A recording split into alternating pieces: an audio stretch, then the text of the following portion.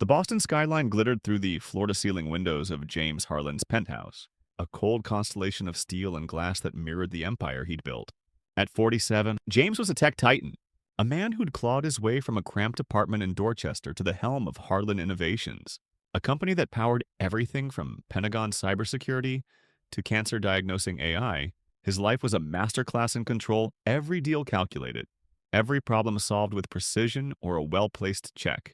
But tonight, as he stood alone in the silent expanse of his Beacon Hill estate, his hands trembling against the window frame, James felt something he hadn't in decades: helplessness. His daughter, Lily, 7 years old and once a burst of light in his world, had stopped speaking. No words, no laughter, no eye contact, just a quiet that swallowed the house whole. It had started 6 weeks ago.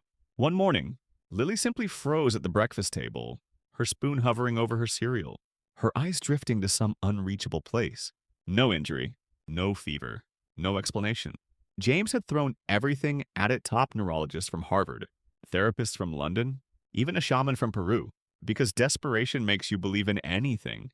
The experts poked and prodded, their machines humming in Lily's converted bedroom, now a sterile maze of monitors and wires. They called it regression, a word James loathed for its vagueness. Her brain scans were normal, her vitals steady, but Lily was gone, locked in a silence that mocked his wealth and power. Each night, he sat by her bed, holding her small, limp hand, whispering, "It's Daddy." "Lily, I'm here." She didn't flinch.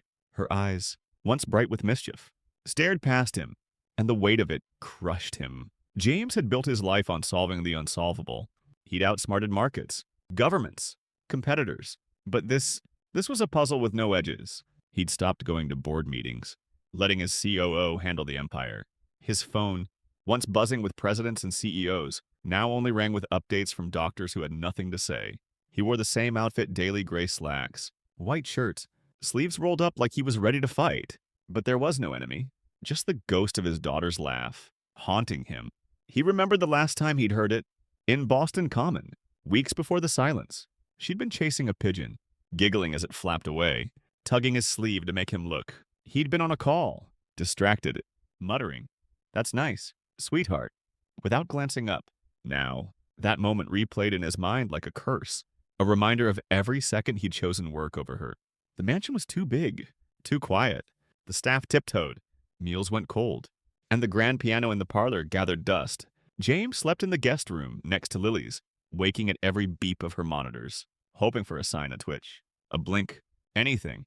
He'd fired 3 nurses for inattention, though he knew it wasn't their fault.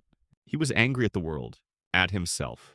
The specialists started refusing his calls, whispering about his unrealistic demands. Unrealistic?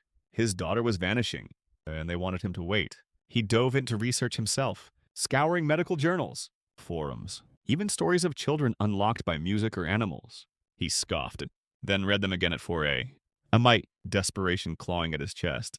What if this was permanent? What if Lily was gone forever? One sleepless night, James stood outside her door, forehead pressed against the wood, whispering, "I'll find you, Lily, no matter how far you've gone." The words felt hollow, but he clung to them. He didn't know that help was coming, not from his world of money and machines, but from 3 children who had nothing but everything Lily needed. The public garden was alive with spring's tentative warmth, cherry blossoms scattering pink confetti on the paths. Families picnicked, joggers dodged street performers, and the air smelled of fresh grass and pretzels. Near a gnarled oak, 3 kids shared a single sandwich, torn into uneven thirds. Marcus, the left, leaned against the tree, his faded hoodie fraying at the cuffs, his dark eyes scanning the crowd like a hawk. Beside him, Theo, 9, sat cross-legged, folding a gum wrapper into a tiny star, his backpack stuffed with wires and tape, his invention kit. Little Nora, 6, hummed softly, weaving dandelions into her braids, her mismatched socks peeking from oversized sneakers. To passers-by, they were invisible, just poor kids in a rich city, but they were more survivors, bound by loss and love, raised by their grandmother, Miss Evelyn, who'd taken them in after their worlds fell apart. Across the path, Lily sat in her wheelchair under a blooming tree, her nurse, Sarah, scrolling her phone, oblivious. Lily's hands lay still, her face blank, her eyes not catching the blue of the sky or the laughter nearby. She was a shadow, tethered by wheels. Marcus noticed her first. "Look," he said. nudging Theo. She's not moving. Theo squinted. She looks lonely. Nora stood, brushing dirt from her knees. She's not lonely. She's waiting. Before Marcus could stop her, she crossed the path, her brothers trailing reluctantly. Nora crouched a few feet from Lily, placing a dandelion on her knee. "Hi," she said softly. No response. Theo pulled a crumpled drawing from his bag, a lopsided sun with hello scrawled in marker, and set it in Lily's hand. Still nothing. Marcus, hesitant, stepped closer, holding a doodle of a goofy face on a napkin. "You don't gotta talk," he said, his voice low but kind. "We're good at quiet, too." He made the napkin talk in a silly voice. "Hey, I'm Mr. Wiggles. Want to name me?" Nora giggled. Theo grinned. And then Lily's fingers twitched. Her lips parted, mimicking Marcus's exaggerated O shape. The kids froze. "Did you see that?"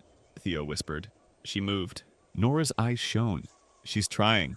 From a distance, Evelyn watched, her heart catching. She'd raised these kids on scraps of love and grit, each one orphaned by tragedy of fire, a jail sentence, an overdose. She recognized Lily as James Harlan's daughter, the girl from the news, and remembered James from years ago, when she'd taught him in elementary school. She saw Sarah's neglect, the kid's gentle instinct. And then Lily smiled. It was faint, fleeting, but real. Evelyn's breath hitched. This wasn't medicine. This was magic. James's town car idled at the park's edge. His driver, Victor, waiting silently. James had come to watch Lily from afar, a ritual that let him pretend, for a moment, he wasn't failing her. Dressed in a navy coat, he stood behind an elm, hidden, his chest tight with longing. Then he saw them 3 kids, scruffy and out of place, approaching Lily. His pulse spiked. Who were they? Where was Sarah? He watched, torn between fear and curiosity, as the oldest boy gestured animatedly. The younger one offered a drawing, and the tiny girl placed a flower in Lily's lap. They weren't threatening. They were gentle, reverent. But James's fear roared louder than logic. Then it happened. Lily's hand moved, clutching the drawing. Her lips curved a smile, small but radiant. James's heart soared, then twisted. Not for him. For them, rage and shame surged, irrational but unstoppable. "Hey," he shouted, storming forward. The kids froze, eyes wide. Sarah looked up, flustered. "Get away from her," James barked, grabbing Marcus's arm and pulling him aside. "Don't touch her." Lily flinched, and James's world tilted. Sarah stammered, "Mr. Harlan," but he cut her off. "You're fired?" The kid stood stunned as James wheeled Lily away, his hands shaking, his breath ragged. He didn't hear Nora's small voice. "Wait!" She liked us or see Evelyn rushing toward them, her face tight with worry. "Sir," Evelyn called, struggling to keep up. "Those kids meant no harm." James didn't stop. "They're not strangers." She pressed. "They're mine." "Good kids." He turned, his voice ice. "Keep them away from my daughter." Evelyn's jaw tightened. She smiled. "Did you see it? You've got all the money in the world." And still James cut her off. "Stay away." He loaded Lily into the car, slamming the door. The sedan sped off, leaving silence in its wake. Back home, James didn't go to Lily's room. He poured a whiskey in his study, the glass cold against his palm. He didn't drink, just stared into the amber liquid, replaying her smile, her twitch, the life in her eyes. He'd seen it, known it was real, and destroyed it. Fear, prejudice, pride he'd let them win. He'd become the man he despised, the one who saw threat in difference. The truth burned. He'd crushed the only spark Lily had shown in months. For the first time, James Harlan felt like a coward. Upstairs, Lily sat in her room, the monitor's soft beeps the only sound. Her face was blank, but her fingers curled around Theo's drawing. Smudged but precious. A nurse reached for it, but Lily's grip tightened. The nurse backed off, surprised. Later, James entered, his throat raw. He knelt by her bed, staring at the paper in her hand. "I'm sorry, Lily," he whispered, voice breaking. "Daddy made a mistake." She didn't move, but the drawing stayed close, a silent rebuke and a flicker of hope. By dawn, James knew what he had to do. He called Victor. "Find them in the hut," he said, voice low. "The kids from the park and the woman with them." Victor nodded. No questions asked. For 3 days, he scoured Boston shelters, libraries, street corners. 3 kids, he told vendors, one with a red hoodie, one with drawings, a girl with flowers in her hair. No luck. James didn't snap, didn't rush him. Just asked, "Did you see them?" Victor's silence was answer enough. On the fourth day, Victor stepped into a community center in Roxbury, its walls covered in children's art. A volunteer eyed him warily. I'm looking for an older woman, maybe 60s. Strong voice, with 3 kids. The volunteer paused. That's Miss Evelyn. Who's asking? Victor laid it bare. My boss, James Harlan. His daughter hasn't spoken in months. Those kids reached her. He regrets what happened. The volunteer's face hardened. He should, but she nodded. Wait here. Evelyn emerged, paint on her apron, her eyes sharp. You're the driver, she said. Victor dipped his head. I'm sorry for how it went down. Mr. Harlan wants to make it right. Please, just hear him out. Evelyn studied him, then sat. What about my kids? They were treated like dirt. Victor nodded. He knows, but Lily can't heal without them. Silence hung heavy. Then Evelyn sighed. We'll come. Not for him. For her, that evening, Victor returned to the mansion. James stood in the garden, guilt etched into his face. They'll come, Victor said. But not for you. For Lily. James exhaled, relief and shame colliding. I don't want to fix this with money. I want their trust. Victor nodded. Then earn it. They're not like anyone you've met.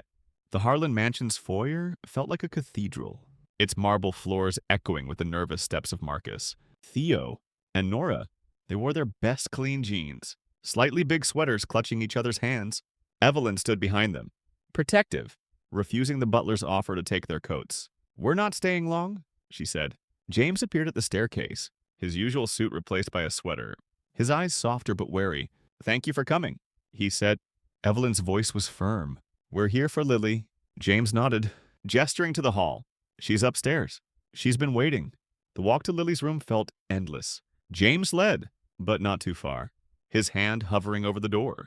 She's been quiet since the park, he whispered, but I think she's waiting for you. Evelyn touched his shoulder, a gesture neither warm nor cold. Then don't waste her time.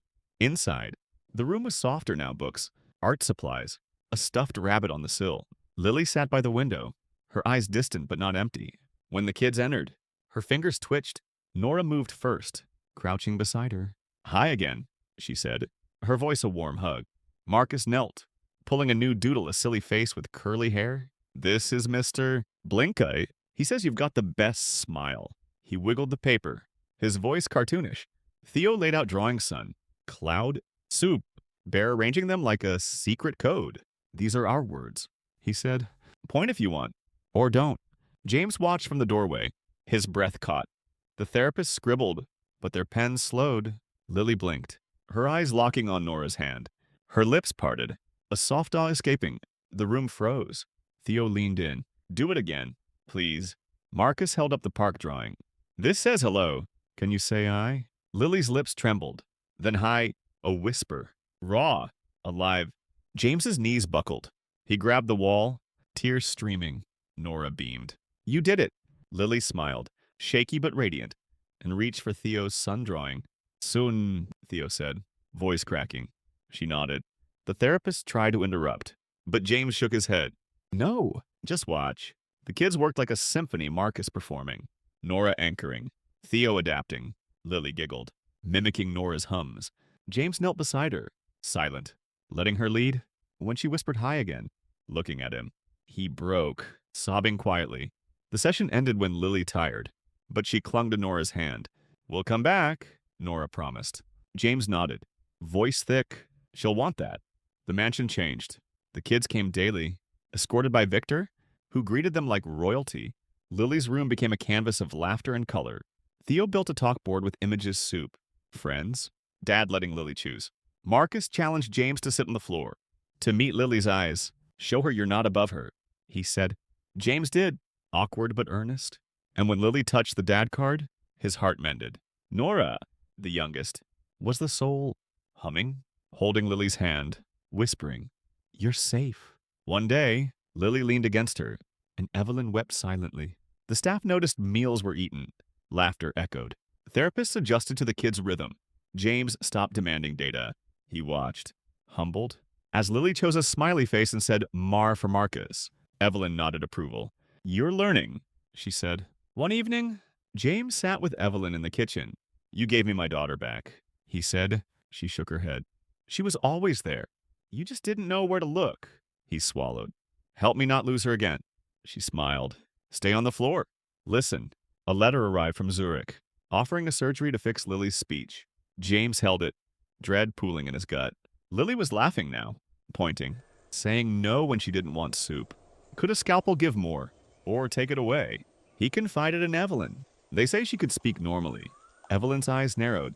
Define normally. You'd risk her soul for your idea of perfect. James had no answer. He gathered the kids and Evelyn in the sunroom. Lily's talkboard ready. There's a clinic, he said, laying the letter down. They think they can make Lily speak, but I need her to decide. The kids tensed, protective. James knelt by Lily. You choose. Lily, not me. Theo pushed the board closer. We'll wait, he said. Lily's hand hovered, Dr. S., then scared. She picked friends. Me. Stay. Her eyes met James's, and she said, no. Clear. Certain, Nora cried. Marcus exhaled. Theo grinned. James tore the letter. She said no. The mansion's old clinical wing was gutted. Reborn as the Haven, a center for kids like Lily. Marcus, Theo, and Nora. Evelyn led it, with Camilla, a vibrant young teacher, at her side. No desks, no tests, just art. Rhythm, belonging. Marcus read to new kids. Theo built sensory boards. Nora hugged everyone. They lived in a converted guest house, their names on the doors. The Haven opened quietly, kids filling it with sound. Lily wheeled herself to activities, starting conversations her way. At the inauguration, under a canopy of balloons, Evelyn spoke. This is for every child silenced by our failure to listen. Lily, in a sundress, took the mic. Theo, Nora, she said. Each name a victory. You gave me voice. The crowd wept, applauded. A banner read, Family is who listens with their heart. James stood with Lily. Marcus behind her. Theo kneeling. Nora cheek to cheek. Evelyn linked arms with him. A nod to their shared past and new beginning. Kids of every kind stretched around them. The camera clicked. But the moment was the truth. They belonged. That night, James sat with Evelyn, watching the kids draw in the dirt. This is the first thing I built right, he said. She smiled. You didn't build it alone. Lily handed him a drawing 4 stick figures under a house labeled home. Family, she said, clear and sure. James traced the lines, his heart full. Family wasn't blood or wealth. It was who heard you, even in silence. This story was crafted with love by H Stories. If it moved you, tell us in the comments, what did it mean to you? Subscribe to our channel for more stories that touch the soul. Like, share, and join us for the next one. We're here, listening.